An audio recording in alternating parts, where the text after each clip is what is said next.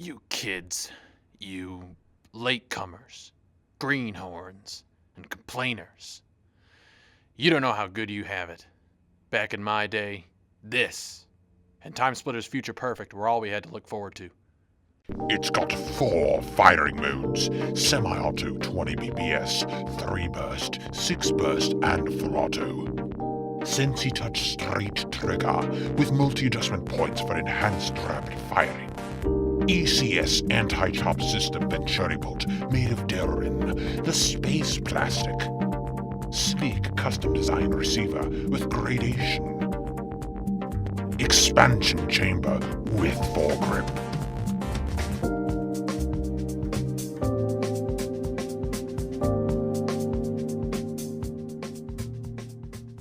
Where is it?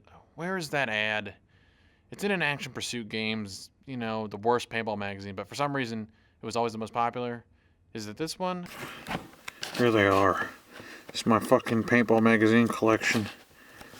There's all my babies I haven't seen in years. Where is it? Where is it? There it is. There it is. There's the one. Fuck.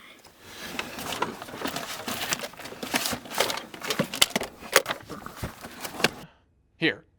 This ad sold me on this gun. The Spyder Pilot ACS. Wow. Look at the milling. Look at that fade anodizing. Check out those features. 20 BPS. First gun that came in raised the rate of fire cap on from 13 to 20. Oh yeah. I'd be a force to be reckoned with this. It was 2005 and I wanted my own gun. No more borrowing guns off my friends for me. This was going to be my machine. And I wanted it to be better than theirs because when you're 13 everything's a competition. I wasn't really kidding when I said you guys have it good now. See, the Pilot ACS came out at a crossroads in paintball. For the entire decade leading up to its release, everyone wanted a faster gun. Faster and faster, as fast as possible. And Kingman, the company that owned and produced Spyder guns, was never a company to act fast. So instead of improving the Spyder's decade-old design, Kingman opted to just pretend they have overhauled the gun and spouted technobabble and ads to act like more was changed inside than just raising the fire cap and adding the terrible ACS anti-chop system. So what's the ACS, you ask? Well, to give you the Kingman answer, it's heaven for your Spyder. Yes, it recognizes ball jams. Let's just put that in the biggest air quotes ever. And make sure the action never stops. Even though that each time the bolt would jam on a paintball, the user has to manually recock the gun, so the action does stop. Basically, the ACS bolt is a jam bolt, a product that had already been out for years, despite Kingman's claim that it was the world's first anti-chop bolt. Players like 13-year-old me bought into these claims, and the results left me feeling violated. What the ACS bolt really does is initially nothing, as the spring needed to be broken in order to do anything at all. Not that the performance improves when the gun's spring breaks in, it actually gets much worse. So after the spring softens, the bolt would lag behind the hammer each time the gun goes to fire, because the spring compresses simply from the force driving it forward and meeting the ball in the breech. This causes air from the valve to be blocked off because the hole in the bottom of the bolt is no longer matched up with the hole in the body due to the front of the bolt lagging behind and causing misfires. This happening, of course, because the breech was only half open when the hammer makes contact with the valve, causing horrendous blowback. Basically, the gun shoots like complete crap. Anybody really remember my videos of my original Pilot back in 2007 or so?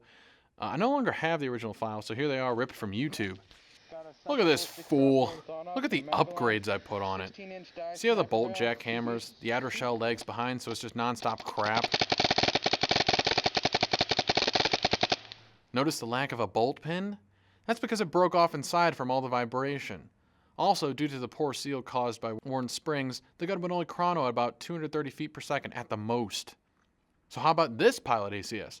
This one, kindly donated to the show by Jerry Jackson 69 on M. Carter Brown, shares the fate of many early electronic Spyders, abandoned and trashed by their original owners. Mad scientists pieced together multiple broken guns to make a semi-functional beast once again.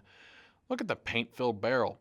Look at the wonderful cast aluminum frame with the flaking finish caused by moisture and paint left to dry on it because normal maintenance proves to be too great of a task for most Spyder owners. I spy the foregrip and expansion chamber from an 04 Imagine. I spy the feed neck from a Phoenix, and the velocity adjuster from an Extra or maybe a TLX. Likewise for the volumizer. And the vertical adapter? Kingman's VAs never had a lasered warning on them, so that has to be from a 32 degrees Icon gun. Like this one. I'll have to come back to this gun for a later show. It's quite interesting. Anyway, this gun still has its ACS bolt intact, as well as the cammed Color Axis Mode Display 2.0 board, which, by the way, you better have a 9.6 volt battery lying around, or you'll have an even worse time because it needs that extra juice just to function in any sense. Yeah, huge leap in technology here, right, Kingman? You put a cutout screen over some LEDs. Give yourself a round of applause and put a bullet point on the box. This board is what allows the pilot to cycle way too fast, and of course the gun doesn't have eyes. Here, have a second ball detense, you ungrateful plebeians. That'll shut you up, right? So how does it shoot?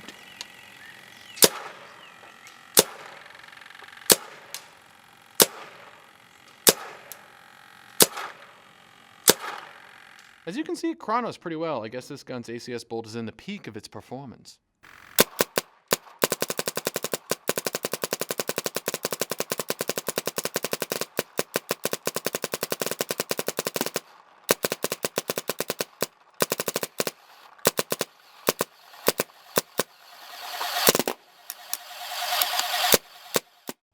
But once again, the bouncy trigger shows its ugly face, and the shots go a bit haywire every few moments. This is about as good as it can be, really. This barely functional state that's pretty much guaranteed to break paint was considered acceptable at the time. I mean, these guns shipped with gravity hoppers, and CO2 for Christ's sake! And they had those horrible plastic stovepipe feed necks. All of this for $170 adjusted for inflation. That's $208. See, paintball guns have improved so much since 2005. Basic electronic guns, even Spyders, have gotten so much better. The current Spyder Phoenix is better in every conceivable way, and it costs $150. Go used, you can find old Egos, E-Techs, Shockers, Matrixes, Angels, Autocockers for well under the cost of what the Spyder Pilot ACS sold for. And these guns will have eyes, regulators, better boards, better triggers, and much, much better shot quality. Go new, and you have options like the Proto Rise, the DPG-5, Defy Sports D3S, and so on. These guns shoot better than guns that sold for $800 did in 2005 when I got into paintball more seriously. The Spyder Pilot ACS was the final product, along with the Electra ACS, that proved that Kingman's methods needed changing. People got fed up with these minor changes that really just add more problems than they solved, so after this, Kingman discontinued the Pilot ACS and the ACS bolt altogether and added brake beam eyes and a high-pressure regulator to the Electra.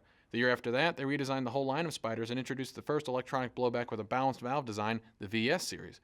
In recent years, they made a lot of changes that were a long time coming.